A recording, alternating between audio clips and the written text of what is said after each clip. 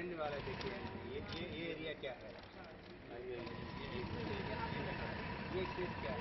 देखिए इस एरिया की बात हम लोग कर रहे हैं, तो ये क्या एरिया है? Green area. ये ग्रीन एरिया है, ऑलरेडी ये कंस्ट्रक्शन ऑलरेडी हो चुका है। ये आप एक मार्क कर लीजिए, ये एक मार्क कर लीजिए।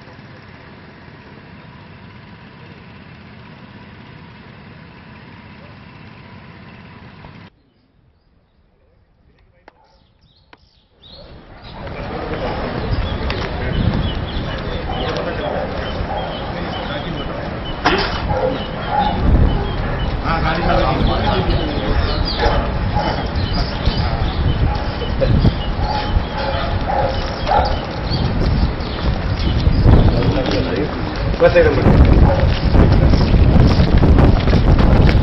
और एक चलिए आगे, ठीक है ना। ये रमजान ये वहीं चल रहा है, अभी चल रहा है, वहीं चल रहे हैं, वहीं चल रहे हैं।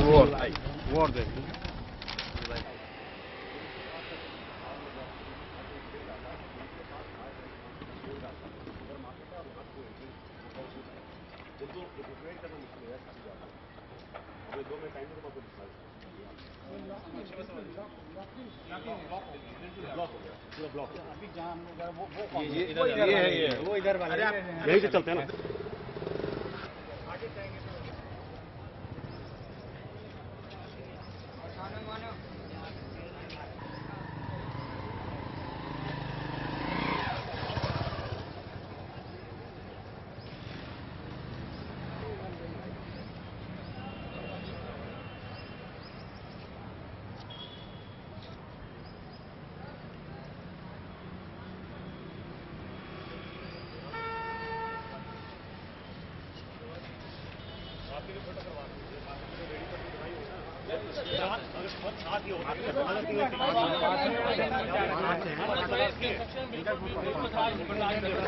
सर क्या नाम है आपका? जयवर्धन।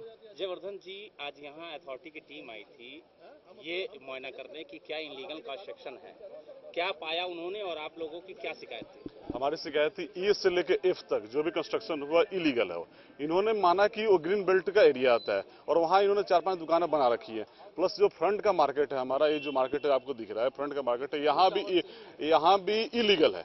यहाँ हमारा फायर फाइटिंग की कोई सुविधा नहीं है। अगर कुछ आग लगती, कुछ हादसा होता है तो कोई फायर ब्रिगेड की गाड़ी जा नहीं सकती, कोई वहां का स्टाफ नहीं जा सकता। और उसके बाद भी इन्होंने 1500 लोगों को यहाँ बसा दिए हैं। यहाँ पे फायर फाइटिंग की न किसी घर में सुविधा है, न इन्होंने स्टार्ट किया हुआ है। उसके बाद मार्केट, उसके ऊपर से इलीगल मार्केट बना दिया। प्लस कुछ दिन पहले इन्होंने कियोस्क बना रखा, 4-5 कियोस्क बना रखा है। मतलब अपने ढंग से मनमानी काम कर रहे हैं। जो इनका लेआउट है वो कोई उसकी वैल्यू नहीं है, उस हिसाब से कोई काम नहीं हो रहा उस हिसाब से। जो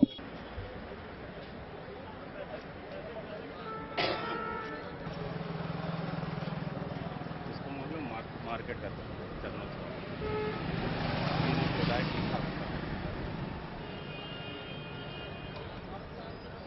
जी सर।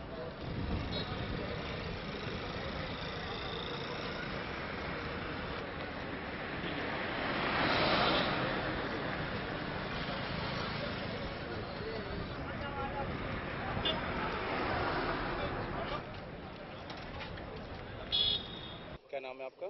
मेरा नाम सुरेश कुमार श्रीवास्तव है सुरेश जी, ये बताइए, जी।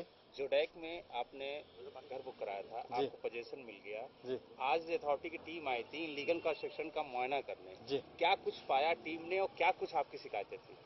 हमारी शिकायत ये थी कि जो हमें दिखाया गया नक्शे में, जो देख करके हमने ये मकान खरीदा था, यहाँ फ्लैट खरीदा था, उनसे हट करके बहुत सी चीजें इस कॉलोनी में बनाई गई हैं।